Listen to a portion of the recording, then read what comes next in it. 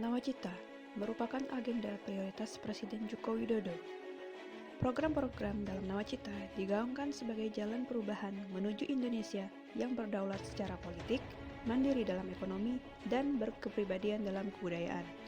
Salah satu dari program dalam Nawacita ini adalah membangun Indonesia dari pinggiran dengan memperkuat daerah-daerah dan desa dalam kerangka negara kesatuan.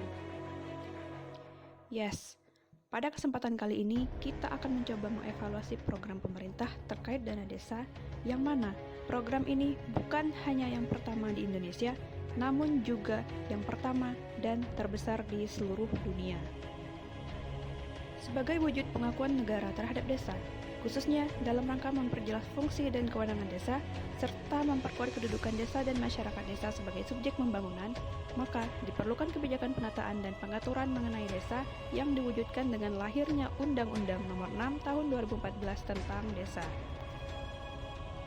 Menurut Pasal 2 Undang-Undang tentang Desa ini, tujuan dana desa adalah untuk penyelenggaraan pemerintahan desa, pelaksanaan pembangunan desa, pembinaan kemasyarakatan desa, dan pemberdayaan masyarakat desa. Lalu, sudah efektifkah dana desa? Sudah optimalkah kinerja pemerintah desa dikaitkan dengan tujuan dari dana desa ini? Sebagaimana yang kita ketahui bersama bahwa dana desa yang bersumber dari APBN pertama kali dikucurkan pada tahun 2015 sebesar 20,7 triliun rupiah dengan jumlah desa penerima sebanyak 74.093 desa. Kemudian pada tahun 2016, dana desa dikucurkan sebesar 46,98 triliun rupiah dengan jumlah desa penerima sebanyak 74.754 desa. Tampak agak menarik ya? Yes, dalam setahun jumlah desa bertambah sebanyak 661 desa atau meningkat 0,89% dari tahun sebelumnya. Wow, dana desa akan mendapat dana segar setiap tahun. Bikin baru kayaknya seru nih. Kemudian selanjutnya untuk tahun 2017 dana desa mengalami kenaikan menjadi sebesar 60 triliun rupiah. Pada tahun 2016 dan 2017, formulasi dana desa adalah 90% dialokasikan merata ke setiap desa, 10% dialokasikan berdasarkan jumlah penduduk desa, angka kemiskinan desa, luas wilayah desa, dan tingkat kesulitan geografis desa. Kemudian pada tahun 2018, dana desa dikucurkan sebesar 60 triliun rupiah dengan jumlah desa penerima sebanyak 74.958 desa. Dengan formulasi alokasi dasar 77% dibagi merata ke setiap desa, alokasi afirmasi 3% dibagi proporsional kepada desa tertinggal dan desa sangat tertinggal dengan jumlah penduduk miskin tinggi, dan sisanya sebesar 20% dialokasikan sebagai alokasi formula dibagi berdasarkan jumlah penduduk desa, angka penduduk miskin desa, luas wilayah desa, dan tingkat kesulitan geografis desa. Kemudian selanjutnya untuk tahun 2019, dana desa dikucurkan kembali naik menjadi 70 triliun rupiah dengan jumlah desa penerima sebanyak 74.954 desa dengan alokasi dasar 72%, alokasi afirmasi 3%, dan alokasi formula sebesar 25%. Kemudian pada tahun 2020, jumlah dana desa dianggarkan sebesar 72 triliun rupiah dengan jumlah desa penerima sebanyak 74.953 desa dengan alokasi dasar 69%, alokasi afirmasi 1,5%, alokasi kinerja untuk desa dengan kinerja terbaik 1,5%, dan alokasi formula sebesar 28%. Sejak digulirkannya dana desa, telah tercatat mewujudkan pembangunan yang besar di desa. Hingga akhir 2016, sebanyak 66.884 km jalan desa berhasil dibangun, 511,9 km jembatan, 1.819 unit pasar desa, 14.034 unit sumur, 686 unit embung, 65.998 drainase, 12.596 unit irigasi, dan 11.296 unit PAUD, 3.133 unit polindas, 7.524 posyandu, 38.184 unit penahan tanah, 1.373 unit tambahan perahu, 16.295 unit air bersih, dan 37.368 unit MCK. Dari angka-angka ini, bisa kita lihat bahwa pada tahun 2016, setidaknya ada 7.870 desa yang tidak membangun 1 km pun jalan desa, padahal kita tahu bahwa jalanan yang paling rusak itu biasanya di desa dan berpuluh-puluh tahun dibiarkan rusak, bolong, dan tergenang air. Nah, kalau untuk jembatan mungkin tidak semua desa harus punya jembatan. Terkait pasar, setidaknya ada 72.935 desa yang tidak membangun pasar, entah karena sudah ada pasar sebelumnya atau yang jelas sebagai contoh di desa saya belum punya pasar sendiri, sehingga saat ini masyarakat desa kalau ingin membeli lauk pauk dan kebutuhan pokok harus pergi ke desa sebelah atau menunggu penjual ikan keliling dari desa lain. Terkait sumur, setidaknya ada 60.720 desa yang tidak membangun sumur, entah karena desa-desa tersebut tidak butuh sumur karena dekat dengan air bersih, atau penduduk desa sudah memiliki sumur masing-masing sehingga dipandang tidak perlu untuk membangun sumur. Tapi menurut saya sumur ini penting, misal sumur bor di mana satu sumur bisa digunakan penduduk desa secara bergiliran dari rumah ke rumah. Dan jika desa relatif luas, maka sangat penting untuk membangun lebih dari satu sumur bor. Untuk embung, mungkin tidak semua desa ada dan perlu untuk membangun embung. Untuk drainase, setidaknya ada 8.756 desa yang tidak membangun drainase, kemudian ada 63.458 desa yang tidak membangun PAUD, 71.621 desa yang tidak membangun polindes, dan 67.230 desa yang tidak membangun posyandu, dan seterusnya. Kendala-kendala dalam pelaksanaan dana desa juga beragam, mulai dari penggunaan di luar bidang prioritas, pengeluaran tidak didukung bukti, pekerjaan oleh pihak ketiga, pajak tidak sesuai ketentuan, desa belum mengenal mekanisme uang persediaan, dan adanya belanja-belanja di luar anggaran. Berikut ini adalah beberapa fakta-fakta terkait implementasi dana desa. Yang pertama adalah desa fiktif atau desa hantu.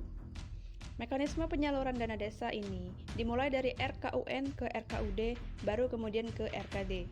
Nah, pada tahun 2015 dan 2016, Kabupaten Konawe melaporkan kepada pusat bahwa 100% desa cair. Namun kenyataannya ada satu desa yang tidak mendapatkan dana desa. Di tahun 2017 dan 2018 juga, Kabupaten Konawe melaporkan dana desa cair 100%, namun kenyataannya pada 2017 ada 3 dan 2018 ada 7 desa yang tidak melakukan pencairan. Namun, meskipun kabupaten telah menerima 100% dan ada beberapa desa tidak mencairkan dana desa, kas di kabupaten ini tidak pernah dikembalikan sisanya ke negara. Menteri Keuangan Sri Mulyani Indrawati telah menghentikan aliran dana desa ke 56 desa yang berstatus fiktif di Kabupaten Konawe, Sulawesi Tenggara. Kedua, perangkat desa memperkaya diri sendiri. Indonesia Corruption Watch atau ICW merilis ada 110 kasus penyelewengan dana desa dan alokasi dana desa sepanjang 2016 hingga 10 Agustus 2017. Dari 10 kasus, pelakunya rata-rata dilakukan kepala desa dengan total kerugian negara sebesar 30 miliar. Dari 139 aktor kasus dana desa, 107 diantaranya merupakan kepala desa, sisanya dilakukan oleh 30 perangkat desa dan istri kepala desa. Adapun sejumlah bentuk korupsi yang dilakukan pemerintah desa yaitu penggelapan, penyalahgunaan anggaran, penyalahgunaan wewenang, pungutan liar, markup anggaran, laporan fiktif, pemotongan anggaran, dan suap hingga modus meminjam sementara dana desa untuk kepentingan pribadi namun tidak dikembalikan. Lucunya, Sekretaris Desa atau Sekdes Jiku Merasa, Kabupaten Buru, Maluku, dipecat oleh kadesnya karena membongkar skandal korupsi dana desa. Ini hanya sedikit contoh saja, faktanya ada banyak skandal korupsi yang terjadi di Indonesia terkait dana desa. Yang ketiga, tidak dilakukan pembangunan optimal sesuai anggaran dan harapan pemerintah pusat, sehingga sebagian besar desa masih terlantar. Tidak bisa dipungkiri telah dilakukan pembangunan di desa oleh pemerintah desa, namun komposisinya sangat minim dan jauh dari target yang optimal. Sebagai contoh, untuk isu yang mendasar seperti kebersihan desa yang luput dari perhatian, yaitu pada beberapa titik, terdapat banyak sampah berserakan di desa-desa. Sampah-sampah ini sangat mengganggu karena merupakan sumber penyakit dan menimbulkan bau yang tidak sedap. Selain itu, kegiatan menambah kualitas masyarakat tidak berjalan, karena seringkali masyarakat di pedesaan dibiarkan bergelut dengan ketidaktahuan dan kesimpangsiuran informasi. Tidak ada sosialisasi, pemerintah desa tidak berinisiatif untuk menambah wawasan masyarakat desa. Alhasil, banyak sekali desa yang tidak berubah signifikan dengan adanya dana desa. Kita tahu bahwa dana desa diharapkan pemerintah untuk dapat menciptakan lapangan pekerjaan, mengentaskan kemiskinan, dan meningkatkan kualitas hidup masyarakat. Namun kehidupan masyarakat tidak banyak berubah, tetap menjadi buruh harian, tetap harus berusaha sendiri membeli bibit tanaman tanpa bantuan. Selain itu, banyak sarana dan fasilitas yang tetap rusak meskipun telah ada dana desa. Contohnya, drainase yang buruk hingga dapat menimbulkan banjir lokal pada saat hujan lebat, dan jalanan-jalanan yang dibiarkan rusak dan bolong. Lalu, sebenarnya ada berapa banyak desa yang sukses mengelola dana desa? Menteri Desa Pembangunan Daerah Tertinggal dan Transmigrasi atau Mendes PDTT pada Juli 2019 mengungkapkan ada 11.000 dokumen desa percontohan yang sukses mengembangkan daerahnya dengan dana desa. Hal ini berarti hingga 5 tahun program dana desa dilaksanakan, baru 14,68% desa saja yang sukses mengembangkan daerahnya. Terkait desa percontohan ini, Kemendes PDTT mendokumentasikan hasil inovasi desa-desa ini dalam bentuk video dan tulisan yang bisa diunduh dan dikopi oleh desa-desa lain yang ingin mencontoh. Berikut beberapa contoh desa yang sukses mengelola dana desa. Yang pertama adalah Desa Ponggok, Kabupaten Klaten, Jawa Tengah, dengan bisnis yang dikembangkan adalah kolam renang dan wisata dengan pendapatan tahunan sebesar 10,3 miliar rupiah. Yang kedua adalah Desa Tirtinirmolo, Kabupaten Bantul, Daerah Istimewa Yogyakarta. Bisnis yang dikembangkan simpan pinjam dengan pendapatan tahunan sebesar 8,7 miliar rupiah. Yang ketiga adalah Desa Tajun, Kabupaten Buleleng, Bali. Bisnis yang dikembangkan adalah wisata dengan pendapatan tahunan 5,18 miliar rupiah. Keempat adalah Desa Karangkandri, Cilacap, Jawa Tengah, dengan bisnis yang dikembangkan adalah PLTU dengan pendapatan tahunan sebesar 3 miliar. Yang kelima adalah Desa Kampar di Kabupaten Rokan-Hulu, Riau. Dengan bisnis yang dikembangkan adalah pertanian dan simpan pinjam dengan pendapatan tahunan sebesar 2 miliar rupiah. Kemudian ada Desa Belebaran, Desa Landi, Desa Pakisan, Desa Kedung Primpen, dan Desa Tunjung dengan masing-masing bisnis yang dikembangkan dan pendapatan tahunan yang beragam.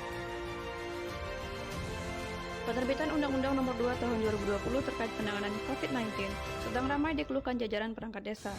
Dinyatakan pada pasal 28 ayat 8 bahwa alokasi APBN untuk dana desa dinyatakan tidak berlaku sepanjang berkaitan dengan kebijakan keuangan negara untuk penanganan penyebaran COVID-19 dan atau dalam rangka menghadapi ancaman yang membahayakan perekonomian nasional dan atau stabilitas sistem keuangan.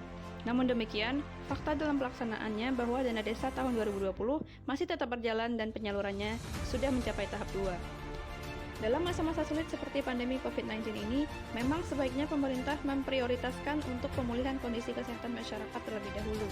Penyaluran dana desa untuk desa yang telah sukses, maju, dan mandiri yang mempunyai penghasilan sendiri dapat dicabut atau dipangkas sementara hingga kondisi kembali membaik. Sedangkan untuk desa yang belum sukses dalam program dana desa, sebenarnya menurut info yang saya baca, banyak desa-desa ini yang mempunyai saldo kas yang sangat besar untuk ukuran sebuah desa. Besarnya bisa mencapai miliaran rupiah. Saldo kas ini diperoleh dari pencairan dana desa yang tidak dilakukan pembangunan, sehingga kas menumpuk. Berdasarkan fakta-fakta yang telah kita uraikan di atas, kesimpulannya adalah dana desa masih belum efektif karena terdapat banyak ketidaksesuaian antara hasil yang diharapkan dengan kondisi aktual di lapangan. Dan terdapat penyimpangan-penyimpangan dari rencana awal yang telah ditetapkan pemerintah sesuai dengan Undang-Undang Nomor 6 Tahun 2014 tentang desa. Selain itu, kinerja sumber daya manusia atau SDM di kantor-kantor desa juga belum mumpuni untuk mengelola dana desa, dan kemajuan program juga cenderung sangat lambat. Oleh karena itu, tindakan koreksi yang mungkin akan memberikan impact yang lebih efektif, efisien, dan akuntabel dalam mengawal pengelolaan dana desa adalah sebagai berikut. Yang pertama, menerbitkan dan menegakkan peraturan yang tegas terhadap tindakan fraud dana desa. Yang kedua, pemilihan kepala desa yang lebih rigid dengan memperhatikan aspek integritas, rekam jejak, pendidikan, citra di mata masyarakat, kompetensi dan kapabilitas, serta program kerja yang diusung. Yang ketiga, seluruh desa harus mengimplementasikan aplikasi Sescaudos atau aplikasi sejenis secara penuh untuk menciptakan akuntabilitas pengelolaan keuangan desa. Aplikasi ini diharapkan untuk memudahkan pengawasan pengelolaan dana desa. Yang keempat, kepala desa dan perangkat desa harus menyusun program-program prioritas desa, baik terkait pembangunan, pemberdayaan masyarakat, penyelenggaraan pemerintahan, maupun pembinaan masyarakat yang disusun berdasarkan performance-based budgeting dan dikenakan reward dan punishment apabila tidak dapat mencapai sasaran yang telah ditetapkan. Yang kelima, kepala desa dan perangkat desa harus bekerja sama dengan masyarakat untuk membentuk BUMDes mereka sendiri dalam rangka mendorong peningkatan derajat desa dan pengentasan kemiskinan masyarakat desa. Yang keenam, memberikan pelatihan khusus atau BIMTEK bagi SDM kantor desa untuk meningkatkan kualitas dan kapabilitas dalam pengelolaan dana desa yang lebih transparan dan efektif. Yang ketujuh, pemerintah dalam hal ini baik pemerintah pusat maupun pemerintah daerah meningkatkan koordinasi dengan BPKP, APIP, dan unit terkait untuk membantu mengawal pengelolaan dana desa. Yang kedelapan, penting bagi seluruh desa untuk memberikan fasilitas yang dapat mendorong kegiatan belajar mengajar anak-anak desa, seperti menyediakan rumah baca baik secara daring maupun luring, dan terpenting di era sekolah online, pemerintah desa dapat membantu menyuplai paket internet untuk belajar anak-anak desa. Demikian pembahasan strategi evaluation terkait dana desa pada kesempatan kali ini. Terima kasih telah menonton, semoga bermanfaat.